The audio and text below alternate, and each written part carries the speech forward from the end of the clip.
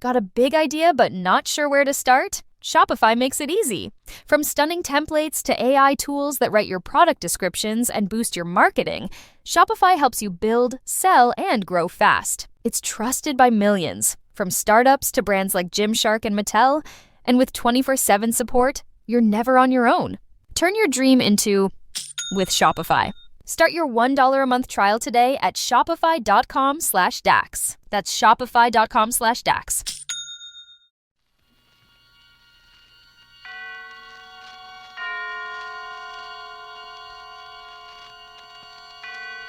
Now, Autolite and its 60,000 dealers and service stations present Suspense.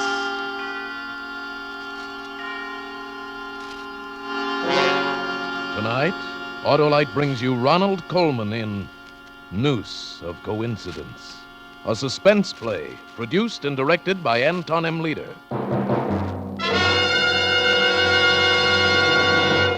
If you're a fellow who won't put up with second best, what are you waiting for? Replace those old narrow gap spark plugs with wide gap Autolite resistor spark plugs and see the difference in your car. Your car will idle smoother, give you better power and performance on leaner gas mixtures, actually save gas. Autolite regular type spark plugs have long been standard factory equipment on many leading makes of cars and trucks. And now six of these leading makes of cars and trucks have switched to Autolite resistor-type spark plugs for factory installation on their new 1949 models. The new wide-gap Autolite resistor spark plugs are the spark plugs of today and the future. Remember, you're right with Autolite. And now, Autolite presents Ronald Colman in a tale well calculated to keep you in suspense.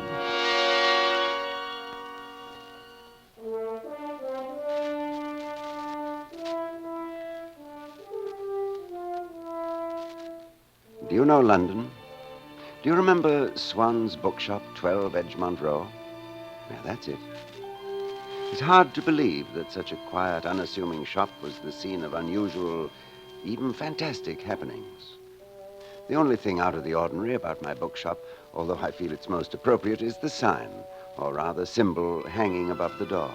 An arm, made of cast iron, holding aloft a flaming torch. I must confess that the sharp angle inside the elbow attracted some distinctly unbookish creatures. Birds, who found the crook of the arm a splendid place for nest building. I rather liked the birds beneath my bedroom windows, but some of my customers complained quite bitterly about their nesting over the door. So each spring, it became my wicked task to clear away the little home that was a building, and then to try in vain to make peace with the birds and my angry conscience. Well, Mr. Swan, is it spring again? Good morning, Constable. Have a care up there on that ladder, sir. Steady. Oh, it's not the ladder that's making my knees shaky. It's this monstrous crime I commit every year. But if you didn't, Mr. Swan, how would the rest of us know it was spring, eh? Yes, a distinguished career. Christopher Swan, calendar to the neighborhood. I'm very honored, sir, be all of us. Thank you, Constable. Begging your pardon, Mr. Swan, but you have a customer in your shop? I do not. Yes, I saw him go in while I was halfway down the street.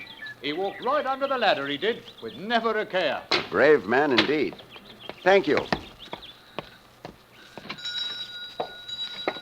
Good morning. I'm sorry I didn't see you enter. I didn't hear the bell. May I help you? I don't need help. Your name is Christopher Swan. Yes. Good morning. My name is Christopher Swan. Oh, forgive me. I didn't quite hear. Yeah, but you did. Christopher Swan, sir. Your name, my name. Well, how odd. Why? People must have names. More people than names, therefore duplication. Bound to happen. My card. Oh, thank you. Yeah, sure enough. Christopher Swan, mental telepathist. Telepathist and prophet of the future. Oh.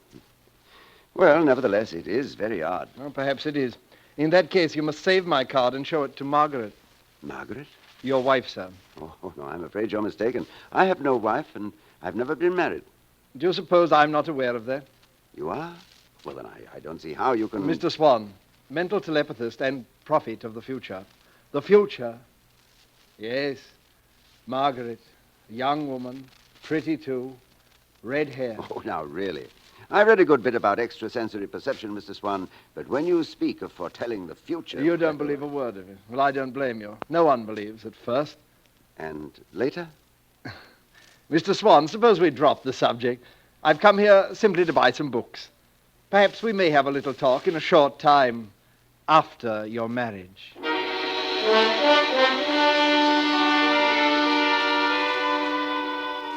Now, if a thing like that happened to you, you'd probably laugh at it as I did.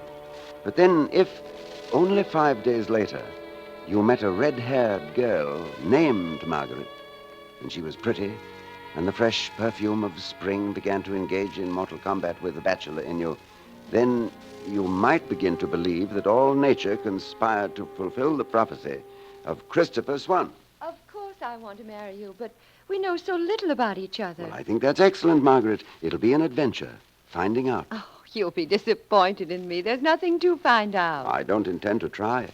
I expect to be content with you as you are. Well, Margaret? Oh, I wish you hadn't told me about all that money you inherited. I'd like you to believe that I'm marrying you for yourself. Chris, will you be happy with me? Will you be content? Happy with Margaret? Content with Margaret? Why, less than 3 months later, anyone within earshot could have told the answer to that. Christopher! Yes, Margaret, I'm coming. Christopher, this back room is a sight. Yes, Margaret. If only you'd do some tidying about here instead of going on as you do. Talk with the customers, day in, day out. And what do you talk about? Books. Nothing but musty old books. Oh, but that's my business, my dear. Well, more's the pity. Why, any man with 50,000 good English pounds in Barclays Bank insists upon running an out-of-the-way little bookshop instead of going out into the world and making something of himself. Margaret, please, there are people in the shop. People? Loafers. Now, see here, Margaret. Don't you dare lose that nasty temper with me. I know you're sorry you married me, but you made a bargain. You might just as well be resigned. Till death do us part, the minister said. Till death do us part.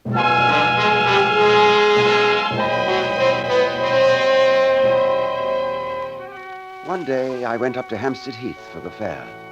Oh, not so much to see the fair as to get away from Margaret. I watched the children on the carousels, and the Pearlies from Lambeth Road, and the girls in white smocks selling jellied apples. And then, suddenly, there he was, again. Well, sink me. It's my friend, the doubter. How'd you do, Mr. Swan? Quite well, thank you. My question, Mr. Swan, was purely rhetorical. I'm thoroughly aware that you are not doing well at all. Wrong again, Mr. Swan. Now, how can you say again? You did marry a red-haired woman named Margaret, didn't you? You really believe in your powers. Candidly, I don't. The only thing thus far proven is that there are remarkable coincidences. My dear Mr. Swan, how the thing happened is quite unimportant. All we must remember is my prediction that it would happen. I didn't say how. Could you have done that, too? With a little more concentration, why not? For instance, let me tell you about your wife. Your wife, Mr. Swan, is a shrew and will become more of a shrew each day. Now, please, I don't think I care to hear about No, don't that. go, Mr. Swan. Please, not while I'm concentrating. Now, let me see. Christopher Swan, born one day, I can't quite make that out, in March 1908. Birthplace, the Manor House, Lower Orchard, Bellingdon near Chesham, Bucks. 1940, removed to London, acquire bookshop. Father and mother killed in Blitz. It's a pity, Mr. Swan. You, however, inherit £50,000, right? Yes, every bit of it. But would it be impertinent to point out that you had access to this information in several publications? Not one bit impertinent, Mr. Swan. But tell me, in which publication could I have learned that on the 9th of November this year, you will be hanged by the neck until dead? I beg your pardon? And don't look so taken aback, my friend. The gift of prophecy, nothing more. Ability to foresee the future. You charlatan. Do you seriously expect me to believe... That you'll be hanged. Of course I don't expect you to believe it, Mr. Swan, any more than you believed my first prophecy about your marriage. But you will be hanged, Mr. Swan. Pity, really a pity. On the morning of November 9th, hanged by the neck until you are dead.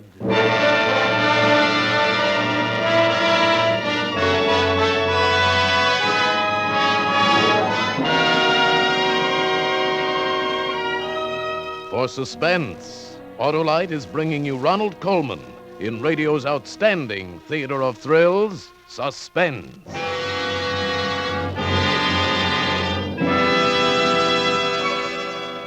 there, Harlow. Heard you played Truth or Consequences at a big Hollywood party. Sure. They asked me to tell the truth, and naturally I did. I said, friends, those Autolite resistor spark plugs always give a star performance. Smoother idling, better performance on leaner gas mixtures, and actually save gas. Why, they're bigger box office than a movie star. Hollywood stood for that? Well, I had to tell the truth. Wide gap Autolite resistor spark plugs are the spark plugs of today and the future. Yep, I said, more men go for Autolite resistor spark plugs than for glamorous movie stars. So switch from old narrow gap plugs Yeah, to... they must have loved you. There I was, telling the truth, and I had to take the consequences, too. Oh, you did? Yeah, they threw me into the swimming pool. Well, let's duck, Harlow. Suspense is on. And now, Autolite brings back to our Hollywood soundstage Ronald Colman as Christopher Swan in Noose of Coincidence. A tale well calculated to keep you in suspense.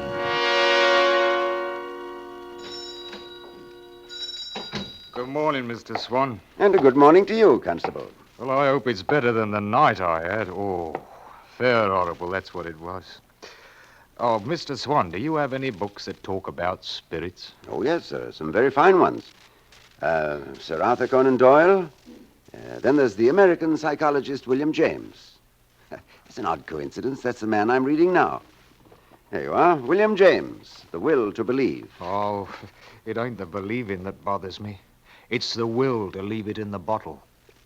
The bottle? Spirits, Mr. Swan. Ooh, last night. Oh, I beg your pardon, Constable. You know, my mind is so set upon a certain... Well, let's see now. Spirits, spirituous, here we are. Spiritus frumenti. Christopher! Oh, heavens. When will you ever clean this filthy back room? I'll be there in half a moment, Margaret.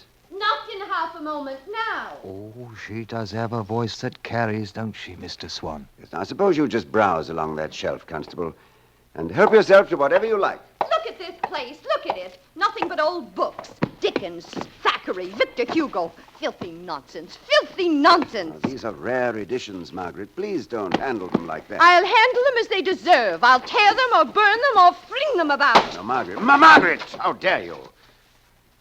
It happens that I love this shop and the things in it. You'd like to die here. What? You said so in your sleep last night. I wish I were dead. That's what I heard you say.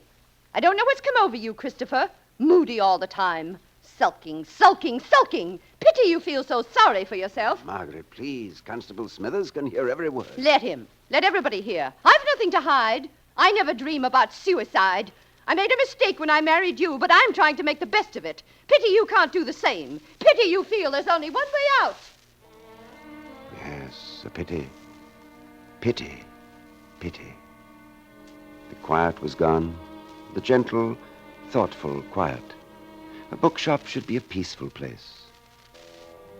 I didn't remember dreaming about suicide, but I suppose I had such dreams.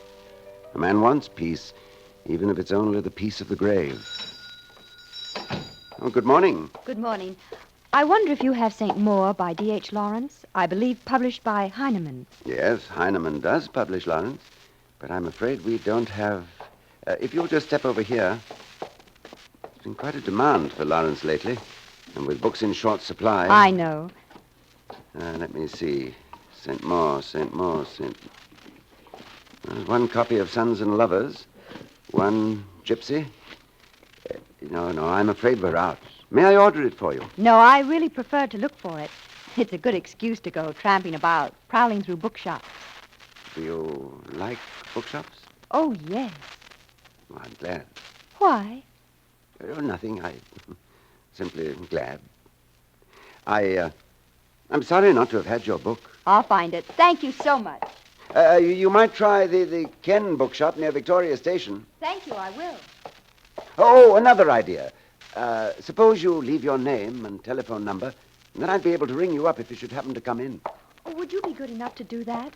My name is Anne Stevens. Mrs. Anne Stevens? No, Miss Anne Stevens. Bayswater 3210.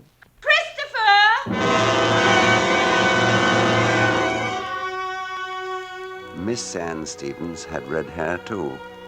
but not simply orange red like Margaret's. Her hair was like burnished copper, all warm and bright down to her shoulders. And when she walked in the sunlight, it seemed to be splashed with gold. And I thought to myself, it's probably fragrant and soft to touch. Got a big idea but not sure where to start? Shopify makes it easy. From stunning templates to AI tools that write your product descriptions and boost your marketing, Shopify helps you build, sell, and grow fast. It's trusted by millions, from startups to brands like Gymshark and Mattel. And with 24/7 support, you're never on your own. Turn your dream into with Shopify. Start your $1 a month trial today at shopify.com/Dax. That's shopify.com/Dax. It was only a few days later I met her again in crowded Hyde Park. And what does he say to us? I'm sorry. Why, Miss Stevens. I am sorry. Well, no, I'm not, really. I mean, Hello. Did I hurt you? Of course not. It's Mr. Swan, isn't it? Yes. You've a remarkable memory for faces. No more than you. You remembered me. Oh, but that's different. I've thought about you. Did you? How nice. Trying to find a copy of St. Maur. You know. You remember that's what you wanted. Oh, I'm so sorry. I did find a copy that same day at the Ken bookshop, thanks to your advice. Oh. It's a lovely work. I haven't read it. Really? Oh, Mr. Swan, let me give it to you. That is so you could read it. I'll bring it to your shop. Suppose you bring it to me here. Right here, to this very spot. Good. Tomorrow, same time. Tomorrow, same time. And I'll bring something I want you to read.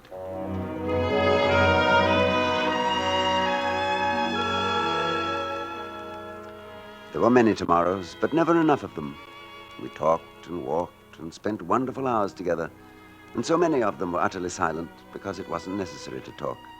Because when you know someone deeply in your heart, and a red-haired woman, so that charlatan with my name could look into the future. But there were two red-haired women, and I'd met the wrong one first. He came to the shop again, late in the autumn. Well, good morning, Mr. Swan. Still alive, I see. Still alive? Yes, naturally. Until November 9th. That was my prediction, Mr. Swan. Pity, pity. What is it you want of me, please? Why do you try to impress me? I don't believe a word you say. You must know The that. prophet who gazes into the future, Mr. Swan, knows many things. Bitter things. And he knows more than anything else how we struggle against that which is ordained and which we cannot change. Ah, rot. If you say so. Have you a bit of paper, please? Just a bit of paper, whatever's about. What do you mean, to write on? Or to wrap something? No, to write a curious phrase that's been running through my mind. Oh, there, that tablet, that will do. Thank you, Mr. Swan. Yeah. Here. I'm writing down a bit from a book. You're a bookman. Perhaps you can tell me what book it's from. It wasn't like a man at all to her. There we are. Just read it aloud, please. She could not believe it was actually happening. When she was dancing in the afternoon at Claridge's, or in the evening at the Carlton, sliding about with some suave young man who wasn't like a man at all to her. Well, Mr. Swan? I recognize it. What about it? It's from a novel by D.H. Lawrence, a novel called St. Maur. It appears somewhere in the first third of the book. Yes, how curious. I seem to see it written on the flyleaf for the book. Hey, wait, now I seem to see something beneath it. Oh, this is absurd. In the same feminine hand, a delightful hand, the words, "You see, I love you, Anne." Is that correct, Mr. Swan? Get out of here. That book seems to be under the papers in the left-hand bottom drawer of your desk. Mr. Swan, how can you be so indiscreet? Oh, get out. Suppose Margaret should find it. Trouble, Mr. Swan, trouble.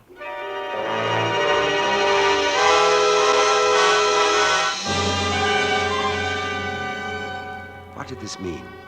How could he know what Anne had written in that book? Was she in league with him? She couldn't be. Not Anne. And yet, I had fallen in love with her, a red-haired woman, as he had prophesied. The answer came soon enough. Christopher, Constable Smithers is in the shop. Oh, is he browsing, buying, or chatting? He wants a copy of a book called St. Maur Constable Smithers wishes to read St. Maur? by D.H. Lawrence. To begin with, I don't believe he had ever heard of it. Second, we haven't had a copy for ages. You should take more pains with your inventory, Christopher. There's a copy right there in the bottom left-hand drawer of your desk. Oh, no, there's not. I say there is. And we'll have to sell it second-hand. Some lovesick girl's written something on the flyleaf. You know Constable Smithers doesn't want that book, Margaret. Of course he doesn't. I didn't think so. And there's no copy of St. Maur in the desk. There we differ. Well, look for yourself. Thank you. I will. And what do you call this? Oh, but it's impossible. Impossible, is it? And didn't I find it here myself this morning, and didn't I read the inscription? You put it there yourself. Oh, now I know you've gone mad. I only suspected it before. Yesterday, the book was in that drawer, when Swan predicted that you'd find it there. But I took it out and hid it upstairs in my bedroom.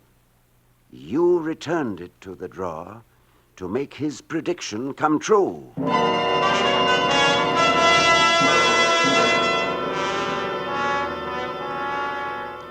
I didn't sleep well that night. It was the night of November the 8th. Many things had become clear. Margaret knew this fellow Swan, had known him before I met her. Between them, they had arranged his prophecies, the marriage, then the business of the book. This duplicity, this plot against me, was relieved only by one thing. Anne was not in league with Swan, and she did love me. I remember thinking, as I drifted into sleep, that if I could survive the next 24 hours, I would be safe and could free myself for Anne. When I awoke, I found my hands tied to a bedpost with a silk scarf, and Margaret standing at the window that's above the entrance to the shop. Mr. Swan stood on a chair at the clothes cupboard. He was twisting a large hook into the top of the door frame. Good morning, my boy. It's the 9th of November. Oh, your prophecy. Christopher Swan, hanged by the neck until dead. Well, you might show some fright, at least some surprise. I'm too filled with loathing for you both. So you're going to murder me? What a frightful idea. No, you're going to commit suicide. Pity. Don't talk to him, Kit. Get it done Oh, with. yes, Maggie, surely. Maggie is my sister, Mr. Swan. I knew there was some relationship between you. You have the same tricks of expression. You use the word pity so often. There's not much pity in either of you, is there? It was a little, Mr. Swan, but it's not stronger than 50,000 pounds. There we are. Do you think that hook will hold, Mr. Swan? Oh, come to the point. You don't really intend to murder me. What is it you want? Maggie, he thinks we're only pretending. Hurry, will you? It's almost time. Oh, poor Maggie. I hope her share of your fortune will console her. Will it console you, Maggie? Oh, shut up. Maggie's having a touch of nerves. Isn't that silly, Mr. Swan? There's no danger to us in this. So many of your customers have heard you threaten to commit suicide. I doubt if one ever did. Oh, they think they did, Mr. Swan. That's all that matters.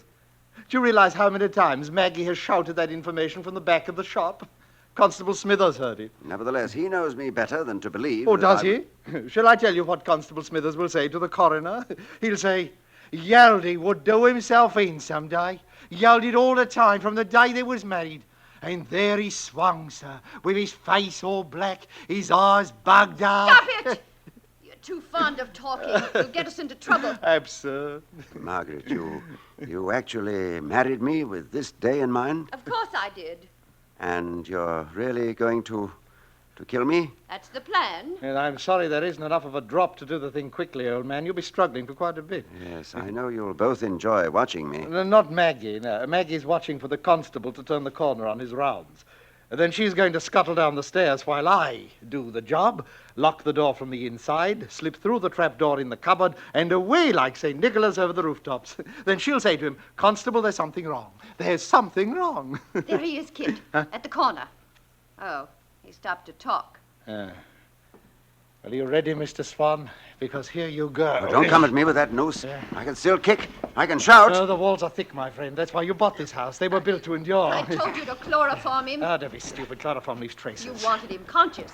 so he could know how clever you are. Always acting. You and your silly November 9th. Oh, will you stop yammering? The constable must be halfway down the street. He's still at the corner. You better wait.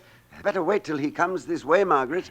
They'll say you had time to do it if he finds me cold. Oh, thank you, Christopher. That's excellent advice. He's not really pleased, Margaret. Look at him. He wants you to be caught. Christopher, I'm disappointed. What childish tactics. Is it, Swan? Is it? Look at him, Margaret. That struck home. It struck home. And I think I'll have to close your mouth, my friend. Not while I can kick. Maggie, throw yourself across his legs. Don't give in, Margaret. Remember, you face the constable. He gets away over the rooftop. Maggie, are you in a trance? Throw yourself across his legs. No. Maggie, I can't get at him. I don't care. I don't like it. It's too late to think about that. Where's the constable? If you won't help me here, get back to that window. No, he's right. Bravo, Margaret. I'm the one who has to go down to Smithers and establish an alibi. Yes. I'm the one who'll have to answer all their questions. That's right. And where will you be? Where will you be? Safe. Who knows about you? Yes, and when they hang you for murdering me, he'll inherit the loot. He'll get it all. Oh, close your trap. No. I haven't any protection. You hold all the cards. Of course he does. Maggie, you're going to ruin everything. Don't you trust your own flesh and blood? No.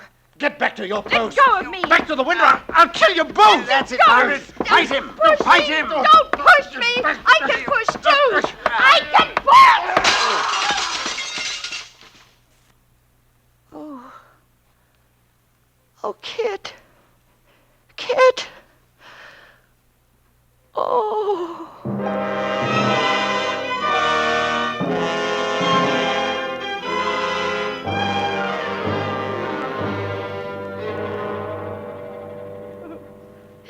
It's queer goings on, sir, you being bound to the bed like this, and him breaking through the window and then hanging from the sign. You'll have to answer some questions, Mrs. Swan. Hanging from the sign. I killed him.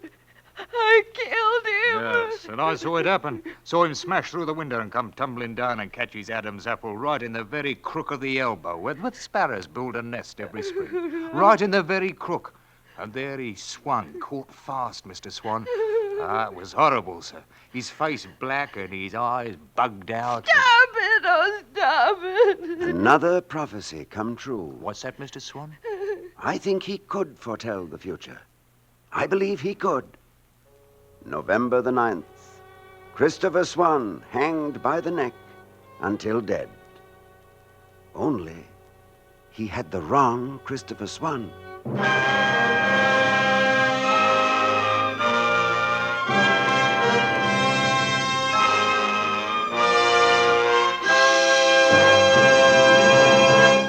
Thank you, Ronald Coleman, for a splendid performance. Oh, Mr. Coleman, would you listen to a sound effect with us for a moment? Oh, why, certainly, Mr. Wilcox. Okay, boys.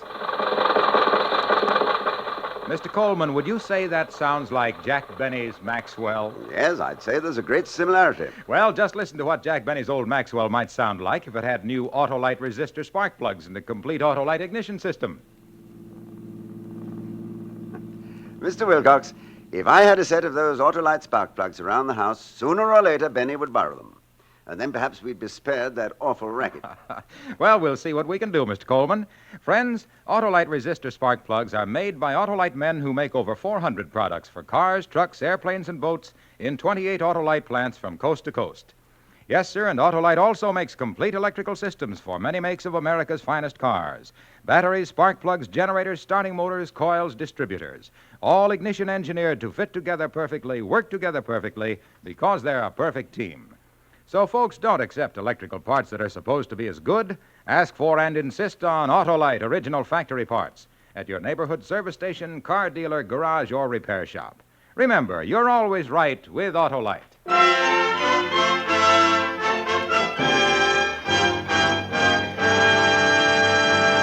Now here again is Mr. Ronald Coleman. It's always an interesting and pleasant experience to appear on Suspense, and especially when I can work with such a fine company of actors. Next week, we're all in for a special treat when radio's outstanding theater of thrills presents Edmund Gwenn in a story called Murder in Black and White. Another gripping study in Suspense. Tonight's play was written by William Fifield and adapted for Suspense by Herb Meadow. Music was composed by Lucien Morawek and conducted by Lud Gluskin. The entire production was under the direction of Anton M. Leader. In the coming weeks, Suspense will present such stars as Betty Grable, Mickey Rooney, Bob Hope, and many others. Make it a point to listen each Thursday to Suspense, radio's outstanding theater of thrills. Next Thursday, same time, hear Edmund Gwenn in Murder in Black and White. You can buy Autolite resistor spark plugs, Autolite stay-full batteries, Autolite electrical parts at your neighborhood Autolite dealers. Switch to Autolite. Good night. Here's great news. Suspense on television may be seen in many parts of the country every Tuesday night. This is CBS, the Columbia Broadcasting System.